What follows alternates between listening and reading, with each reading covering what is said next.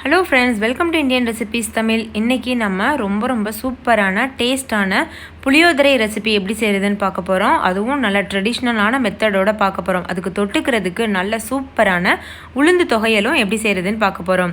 இந்த ரெண்டு ரெசிபியும் பார்க்கலாம் வாங்க. ஃபஸ்ட்டு ஒரு கடாய் ஹீட் பண்ணிக்கோங்க. ஃபஸ்ட் நம்ம புளி காய்ச்சல் பண்ணிக்கிறலாம். அதுக்கு தேவையான புளி காய்ச்சல் பொடி தயார் பண்ணணும். அதுக்கு 4-5 வரமிளகாய், 1 ஸ்பூன் அளவுக்கு மல்லி, ஒரு 1/4 ஸ்பூன் அளவுக்கு மிளகு எடுத்துக்கோங்க, 1 ஸ்பூன் கடலைப்பருப்பு, 1 ஸ்பூன் எள்ளு, 1 ஸ்பூன் கடுகு உளுத்தம்பருப்பு, 1/2 ஸ்பூன் அளவுக்கு சீரகம், 1/4 ஸ்பூன் அளவுக்கு வெந்தயம். இது எல்லாத்தையும் ஒரு கடாயில் போட்டு நல்லா வறுத்து எடுத்துக்கோங்க. அதனுடைய கலர் லைட்டாக சேஞ்ச் ஆகிறது வரைக்கும் வறுத்துட்டு நல்லா ஆற வச்சுருங்க. ஆற வச்சதுக்கப்புறமா மிக்சியில் போட்டு நைஸாக பொடி பண்ணிக்கோங்க. அந்த பொடி ஒரு ஓரமாக இருக்கட்டும். இப்போ மறுபடிக்கும் கடாயை சூடு பண்ணிவிட்டு 2 ஸ்பூன் அளவு எண்ணெய் சேர்த்துக்கோங்க.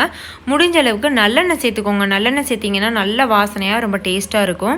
என்கிட்ட இப்போதைக்கு நல்லெண்ணெய் இல்லாதனால நான் ஆலிவ் ஆயில் சேர்த்துருக்கேன். இப்போ இந்த எண்ணெய் நல்லா சூடானதுக்கு அப்புறமா அது கூட 1 ஸ்பூன் கடுகு உளுத்தம்பருப்பு, 1 ஸ்பூன் கடலைப்பருப்பு, 1/2 ஸ்பூன் சீரகம், 2 வரமிளகா, 1 கைப்பிடி அளவு நிலக்கடலை, இது எல்லாத்தையும் சேர்த்து நல்லா வறுத்துக்கோங்க. நிலக்கடலையுடைய கலர் சேஞ்ச் ஆகிறது வரைக்கும் வறுத்துக்கோங்க. அடுத்து ஒரு கொத்து கருவேப்பிலை சேர்த்துக்கோங்க. சேர்த்துட்டு கருவேப்பிலை நல்லா பொரியட்டும். அடுத்து இது கூட புளி கரைசல் சேர்த்துக்கோங்க. ஒரு எலுமிச்சம்பழம் அளவு புளியை நான் நல்லா கரைச்சி வச்சுருக்கேன். அதை இப்போ சேர்த்துருக்கேன். இப்போ இதை மூடிட்டு ஒரு 10 நிமிஷம் லோ ஃப்ளேமில் கொதிக்க வைங்க. இது அப்படியே நல்லா திக்கு கிரேவியாக வரும். அது வரைக்கும் நம்ம கொதிக்க வைக்கலாம். மூடி போட்டு மூடுறதுக்கு முன்னாடி ஒரு 1/2 ஸ்பூன் அளவு மஞ்சள் தூள் சேர்த்துக்கோங்க. ஒரு 1/2 ஸ்பூன் அளவுக்கு உப்பு சேர்த்துக்கோங்க. சேர்த்துட்டு நல்லா கலந்து விட்டுக்கோங்க. கலந்துட்டு அதுக்கப்புறமா மூடி லோ ஃப்ளேமில் வச்சு ஒரு 5 நிமிஷம் கொதிக்க வைங்க போதும். இப்போ 5 நிமிஷம் ஆயிடுச்சு. எவ்வளோ நல்லா திக்கான ஒரு கிரேவி மாதிரி வந்திருக்கு பாருங்கள். இந்த சமயத்தில் நம்ம நல்லா அரைச்சி வச்சுருக்கோம்ல பொடி, அதை சேர்த்துக்கலாம். பொடியை சேர்த்துட்டு நல்லா கலந்து விட்டுக்கோங்க. பொடி சேர்த்து கலந்ததுக்கப்புறமா 1 ஸ்பூன் அளவு எண்ணெய் சேர்த்துக்கோங்க. சேர்த்துட்டு மறுபடிக்கும் நல்லா மிக்ஸ் பண்ணிவிட்டு மூடி லோ ஃப்ளேமில் ஒரு 5 நிமிஷத்துக்கு குக் பண்ணி எடுத்துக்கோங்க. இப்போ 5 நிமிஷம் ஆகிடுச்சு. நல்லா திக்காகிடுச்சு பாருங்கள் நம்மளுடைய புளி காய்ச்சல். இப்போ இதில் சாதம் சேர்த்துடலாம். நீங்கள் இந்த புளி காய்ச்சலை ஃப்ரிட்ஜில் ஸ்டோர் பண்ணி வச்சுக்கிட்டீங்க அப்படின்னா 1 மாதம் வரைக்கும் கூட அது கெட்டு போகாது. தேவையானப்போ நீங்கள் எடுத்து போட்டு சோறு போட்டு கிளறிக்கிட்டீங்க அப்படின்னா உங்களுக்கு புளியோதரை ரெடி ஆயிரும். பாருங்கள், பார்க்குறதுக்கே எவ்வளோ கலர்ஃபுல்லாக ரொம்ப சூப்பராக இருக்குது. டேஸ்ட் பார்த்திங்கன்னா பெர்ஃபெக்டான புளியோதரையாக இருக்கும். அதுக்கப்புறமா நீங்கள் எந்த வேறு மெத்தடையும் தேடி போக மாட்டீங்க. இந்த மெத்தடில் பண்ணிட்டீங்கன்னா நல்லா கலந்து தண்ணி படாத இடத்துல இந்த மாதிரி புளியோதரை செஞ்சு வச்சிட்டிங்க அப்படின்னா உங்களுக்கு இந்த புளியோதரை கூட ஒரு வாரத்துக்கு கெட்டு போகாமல் இருக்கும். அதுக்கப்புறமா இதுக்கு தேவையான தொகையல் செஞ்சிடலாம். அதுக்கு ஒரு கடாயில் 2 ஸ்பூன் அளவு எண்ணெயை சூடு பண்ணிக்கோங்க. அதுக்கப்புறமா ஒரு 4-5 வரமிளகாயை சேர்த்துக்கோங்க. வரமிளகாயை நல்லா வறுத்து விட்டுக்கோங்க. 2 டேபிள் ஸ்பூன் அளவுக்கு உளுந்து சேர்த்துக்கோங்க. இல்லை நீங்கள் ஒரு 1/4 கப் 1/2 கப் உளுந்து கூட சேர்த்துக்கிறலாம். நிறையா செய்யணும்னு நினச்சிங்கன்னா உளுந்தை நல்லா வறுத்துக்கோங்க. அதனுடைய நல்ல ஒரு வாசனை வரும். அது வரைக்கும் நல்லா வறுத்துக்கோங்க.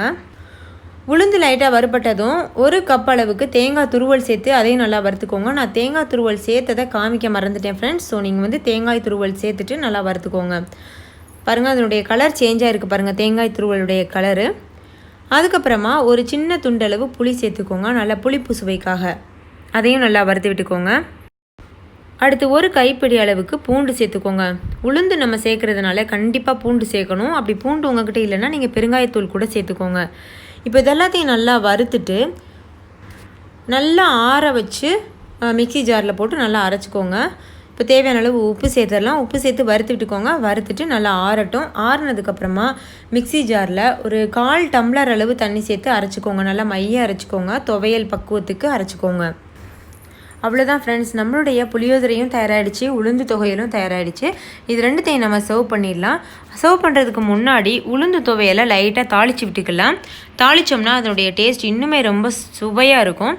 அதுக்கு ஒரு கடாயில் 2 ஸ்பூன் அளவு எண்ணெயை சூடுபடுத்திக்கோங்க. ஒரு கொத்து கருவேப்பிலை சேர்த்துக்கோங்க. கருவேப்பிலை கொஞ்சம் நிறையாவே சேர்த்துக்கோங்க. கருவேப்பிலை சேர்க்குறதுனால முடி கொட்டாது, கண் பார்வை நல்லா தெரியும். அது கூடவே 2 வரமிளகா, 1 ஸ்பூன் கடுகு உளுத்தம்பருப்பு, 1 ஸ்பூன் கடலைப்பருப்பு போட்டு தாளிச்சிக்கோங்க.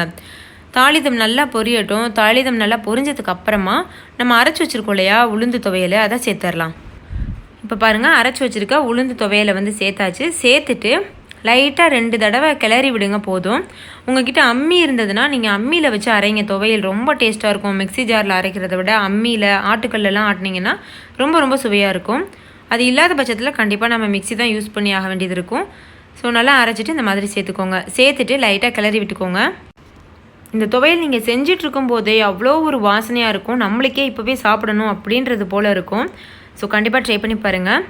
பாருங்கள் ஃப்ரெண்ட்ஸ், நம்மளுடைய புளியோதரையும் சர்வ் பண்ணியாச்சு. அதே போல் உளுந்து துவையலும் தயாராகிடுச்சு. இதை நீங்கள் குழந்தைங்களுக்கு ஸ்கூலுக்கு கூட கொடுத்து விடலாம். ரொம்ப என்ஜாய் பண்ணி சாப்பிடுவாங்க. ஸோ ஃப்ரெண்ட்ஸ், கண்டிப்பாக இந்த ரெசிபி ட்ரை பண்ணி பாருங்கள். மிஸ் பண்ணிடாதீங்க. ரொம்ப டேஸ்ட்டாக இருக்கும். ட்ரை பண்ணி பார்த்துட்டு உங்களுடைய எக்ஸ்பீரியன்ஸ் எப்படி இருந்ததுன்னு கமெண்ட்டில் என் கூட ஷேர் பண்ண மறந்துடாதீங்க.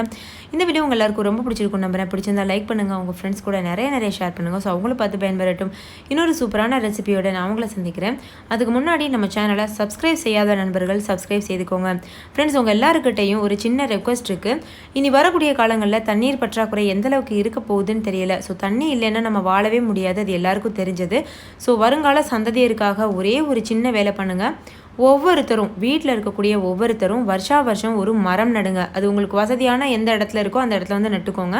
ஒரு 3 மாதத்துக்கு அதை நல்லா ஒரு குழந்தை மாதிரி பாதுகாத்து தண்ணி ஊற்றி வளருங்க. வளர்த்ததுக்கப்புறமா 3 மாதத்துக்கு அப்புறம் அதுவே தானாக வளர்ந்துக்கிறோம். ஸோ இது உங்களுடைய கடமையாக நினச்சி பண்ணுங்கள் ஃப்ரெண்ட்ஸ். இன்னொரு சூப்பரான ரெசிபியோட நான் உங்களை சந்திக்கிறேன். தேங்க்யூ, பாய்.